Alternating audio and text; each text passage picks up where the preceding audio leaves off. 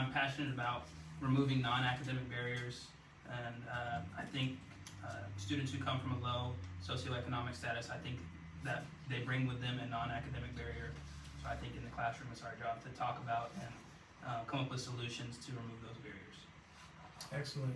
And it's so great that you say that, because that's exactly what our topic is going to be today, removing those barriers from those socioeconomic and those disadvantaged students' lives to where they can participate and get what they need out of education and have an equal or have equity in the educational setting and thrive in it.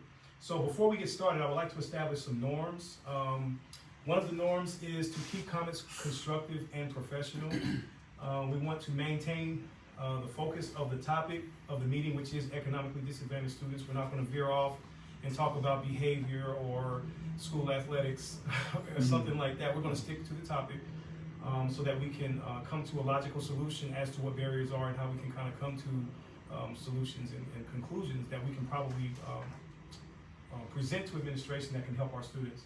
And last but not least, be positive.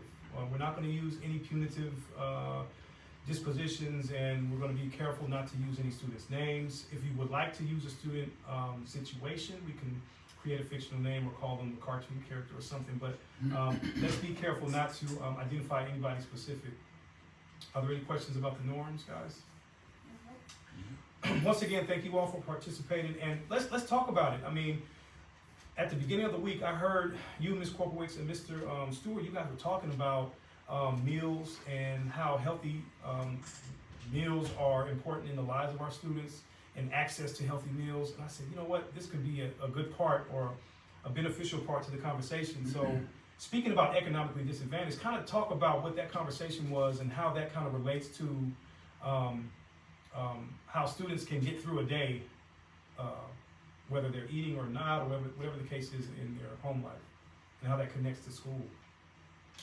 So I think my viewpoint on this entire conversation, I think I started in the early 2000s, and the conversation and the lingo was mostly talking about how kids need to overcome their disadvantages. They need to show grit and Yes. things like that. Well, I went to a training and I read a book by Paul Gorski, and he was talking about removing those barriers so kids won't have to overcome those things. So making sure we have social services as far as food, mental health care, things like that in the school community. Right. So the kids don't have to show up to school hungry and show grit to overcome that on the start. No, let's just feed the kids. Right. You know what I mean? Let's Exactly. just feed them, Exactly. you know? So I think my approach to economically disadvantaged situations is holistic and making sure that they don't have to, privileged kids don't have to show grit, or they don't have to overcome challenges. And I think that should be the same thing for all schools, economically disadvantaged, Title I or not.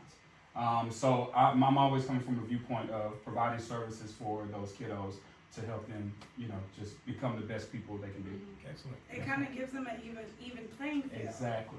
I think we all remember that it was, like I said, early, maybe even 2010s. They had a picture of two children looking over a fence, Yep. trying to look over a fence. Right.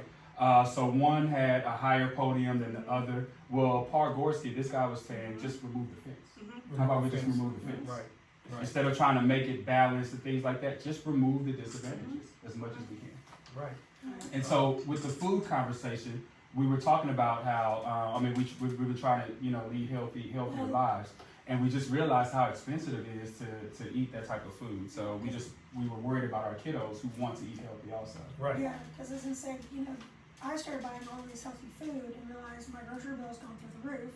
To where if you just buy like the processed foods and all the non-healthy foods, it's very low cost. And so that's where a lot of our low-income kids are getting is the foods, which doesn't keep them full. Yeah. So then that's one of their barriers when they come to school, taking a test or studying or whatever. They're hungry. They can't think if they're hungry. So, I know I do, supply food for kids that, need that extra help. you Yeah. know, to get through the day. Yeah. Luckily, we have communities at schools Right. here, Right. and some other programs. I know we have free lunch for everyone that needs it, even for community members and things like that. So those are the type of things that I just wish that that we can kind of push through without so much paperwork and things like that. Yeah. Just kind of make more connections throughout the community. So And I'm glad you said that, because when it's time to take a test or do an assessment, we don't know what these kids are coming to school with. Exactly. As far as the package of the economically disadvantaged nature of their home life. So when it's time to take a test like the STAR or the benchmark test or a CBA, whatever those high stakes tests are, we want them to be in the best position for success. And if they're not, we have to figure out what that is that's keeping them from being their best, and then find out how we can support those parents. Let's take it to another phase. Let's kind of do some self-reflection and think about our contribution to what the proposal was, to get it out. How do you feel about me as a facilitator kind of helping to guide this group that has looked different over these last 3 sequences? Our team has looked different, but I try my best to kind of keep us together and move forward and keep it going. So how do you feel about how I led? So I think the big thing that I liked about our conversations, at least, is your questioning techniques. They were open-ended and they sparked conversation, they sparked thought, and they sparked just the need to figure out the problem that we're trying to tackle. I really enjoyed the conversation. As far as foot to the pedal, when getting boots to the ground, and implementing the program, being able to manage your time and delegate certain tasks, I think is an important skill, and it seems like you did a really good job of that. Everybody knew their role, and what the timeline was, and what was expected from that role. So once everything is clear, once things are crystal clear, expectations, timelines, all those things, then I think the people that you are leading have nothing to do but to succeed in whatever endeavor that we're trying to do. So that was really good. I really enjoyed your questioning and your facilitation, tactics to kind of not do it all yourself, but make sure we're involved and we feel included also in the process. And that's one of the main things. I appreciate that is to the collaborative instructional leadership is one of my goals, because I know that it takes a whole village, like the old adage says, it takes a village to raise kids, and it takes a village inside the school to do that as well. It takes stakeholders, administrators, teachers, everybody involved, to custodians and lunch cafeteria workers, everybody. It's just a whole city within a school that contribute and pour into those students. How about you? What are some of your reflections? I just want to add, teamwork makes the dream. Exactly. Yes.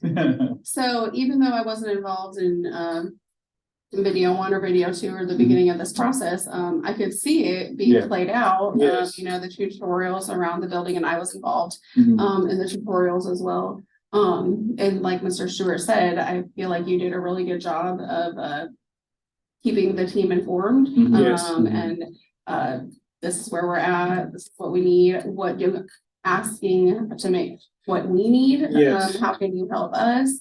It was made very clear what the goals were, what we were going to do to try to achieve those goals when a problem may have arose as far as the scheduling or whatever. How can we, what can we do to fix that? Can we work it out a different way? It was, there wasn't really a problem that we couldn't solve, working together as a team.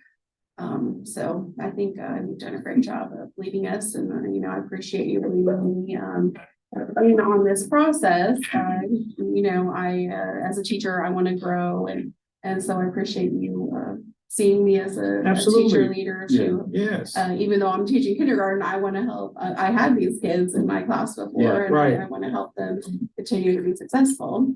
And it's funny. One other thing that I remember just from dealing with Amanda a couple of days back for our reading night. I was doing something and getting ready to deliver something. And she was the leader in this program, in this endeavor. And she politely said, "Mr. Stewart, you know what? I think there's a better way to do this."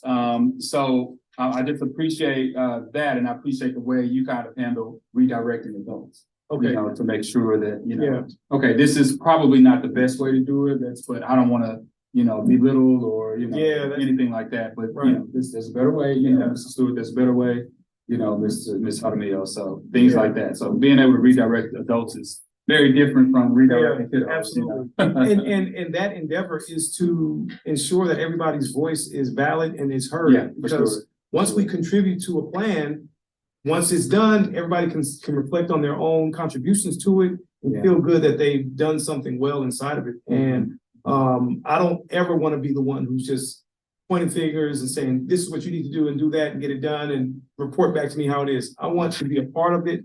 And at the point when I do become an administrator, I want to take some of these experiences along with me and share some of that collaborative effort with the staff.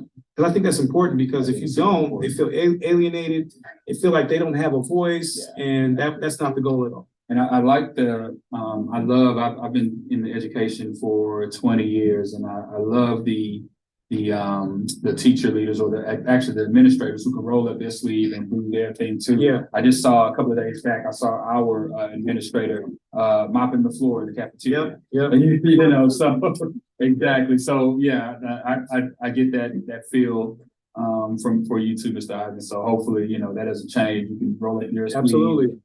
And, you know, get dirty, you know, with everyone else too. So. Yeah, I'm glad you said that. You know why? Because you saying that, it's like, okay, now in your way, you're saying, I'm gonna hold you accountable for this. You gotta do it. And now I'm saying to myself, I have a professional who that is what they expect from an administrator. And I have to honor that. Yeah. Because if I don't do those things, then it's like, what is he here for? Is he only here to do observations and try to catch me doing something that I'm, you know, and I don't want to be a gotcha administrator, and I want to be the one that supports the teachers and gets them where they need to be, just like we're trying to get the students where they need to be, and grow them and increase the teacher capacity, which will in turn increase the student capacity. Right. Well, I think implementing plans like this and programs like this is evident that you are here for the students. Yeah, for sure. Existence, students be successful, as well as making sure the teachers have what they need to push into this. Okay. Yeah, I appreciate those reflections. And then knowing you know, just one more thing, as a leader, knowing, you know, the right people to choose. Yeah. You know, because I think you chose a good team, you know. Yeah, we part of a lot of being a good administrator is good hiring practices. Yeah. and as we at the beginning, exactly. And you all have done a great job. And I know you've noticed some of the things that we were doing and you wanted to be a part of it. And I said, yes. Yeah. Come on in, let's be a part of it. You didn't ask any questions, you just came in and you got busy. You rolled up your sleeves as well. Man, it's good at that. Yes, and I appreciate you, the way that you commanded and took leadership as far as getting those reading and academic nights in, and even as being a teacher, having to pour all these things on your own plate and requests for supplies and getting everything together. It's just impressive. And I wanted you to be a part of this team because I know what you can do and I know where your heart is. I know your dedication. I wanted that to be a part of the plan. Mr. Stewart, I've been working with you for several years. And I see your dedication. And like you said, picking the right people makes it work. And I feel like we've done that. Sure. And I want to give a special shout out to Ms. Sanchez, Ms. Korpowicz, and Mr. Hilburn. They were part of the first go rounds of this project. Excellent teachers. They just have some obligations going on, and we want to respect that. Now, what would you all think as far as improvements? How could we have improved either the planning process, the implementation, and maybe the execution of it to where we can have fidelity and do a better job, or have greater success later? What would you say are some improvements? In some of the great committees that I've been a part of, we also had, we want to involve all stakeholders, district personnel, parents, things like that. So that's always good input and feedback. So a part of the planning phase, that's good. As far as implementation, for when we do the teacher observations, I would like to see that each teacher, they had their own notes. Of course, everyone was taking notes, but I would like to develop a form so we can kind of direct their attention to what they should be noticing Right. during the observation. So if we're doing a 15 observation, I want to know, so I'm big on questioning tactics.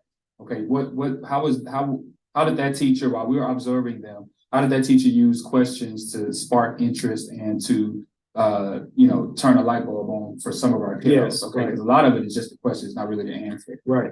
So maybe just a form, observation form, that kind of, observation note, feedback form to kind of direct the teacher's attention to certain things during the observation. Okay, yeah, those tools definitely help, so we can get honest feedback and. Yeah. Yeah. And even it can be, that means we can actually disaggregate some data too. Right. When it comes back, oh, well, this teacher, and it's not a gotcha moment, but just to kind of reflect, this teacher used this many low-level questions, while this teacher used this many higher-level questions. Right.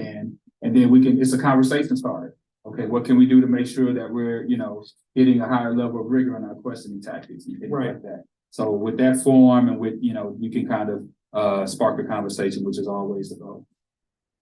Yeah, building upon what Mr. Stewart said, and I know you did a great job of making sure teachers were aware of the plan and what was going on, but just reiterating to the teachers, we need everybody to be on board with this. You're gonna have a turn to observe somebody. You're gonna have a turn to observe somebody. Everybody gets a turn. Right? Yeah, and so teachers aren't uncomfortable with somebody Yeah, else for coming into sure. their room. Exactly. Yeah. Some teachers do feel that, but if teachers are aware of what the form already, this is what we're looking for. This is what we're looking for. Yes. Exactly. Yeah.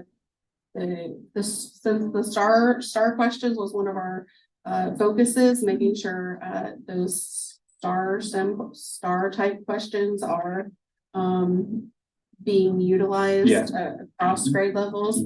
And maybe if it's hard to get all teachers on board, just ask for volunteers. That's the truth. Oh yeah, that's a good idea. Set up a schedule. For volunteers. When can you sign up? When do you want to sign up? Yeah, for sure. Okay. What times do you have available or somebody? We don't want to can make it reserve obligated. No, that's Yeah. This is awesome feedback, awesome feedback. So what I'm hearing is we would need involvement of more stakeholders, or people that can be outside of our immediate group to help plan, to get input from even the community at large that would help, and to inform the teachers of what's coming so that they're not caught off guard. And have a form that we can actually use to get feedback from teachers and so that we can adjust accordingly if we need to. So that's great feedback.